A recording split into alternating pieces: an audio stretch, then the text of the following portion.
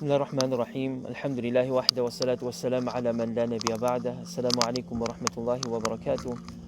This is the 7th episode in our series titled The Returning Slave. In this episode we're going to speak about a maqam called Al-Muhasaba, taking stock of oneself. In the stage of Muhasaba, we differentiate between that which we're requesting from Allah in terms of reward and the duties that Allah has placed upon us. The Muhasaba stage is a conditional stage for the next stage, which is Tawbah. So if we look at the journey that we have discussed in terms of the spiritual journey, we had the awakening stage, then we had the vision stage, looking at where we are going in terms of the akhirah.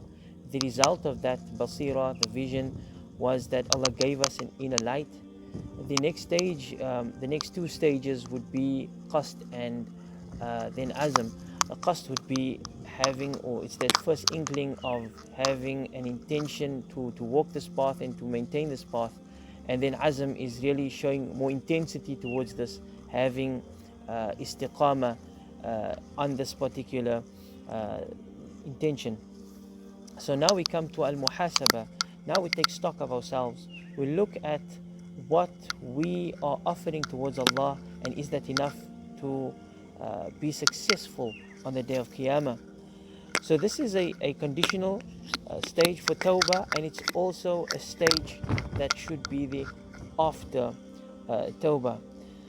So the conditional stage of taking stock of ourselves is to one cannot make Tawbah unless he has to know, unless he knows what he's making Tawbah for. And this is the logic behind taking stock of ourselves before asking Allah subhanahu wa ta'ala his forgiveness. And then also once we make this Tawbah, which is the following stage we're going to discuss inshallah, one has to protect the Tawbah that we have made, the sincere Tawbah that we have made. So this is done with muhasaba. So there's a muhasaba before the forgiveness stage, and then there's also a muhasaba after the forgiving, the asking Allah for forgiveness. Allah subhanahu wa ta'ala says, Ya ayyuhalladhina amanu, Ya ayyuhalladhina amanu. Allah addresses us with one of the best attributes that we can possess in this world, and that is iman.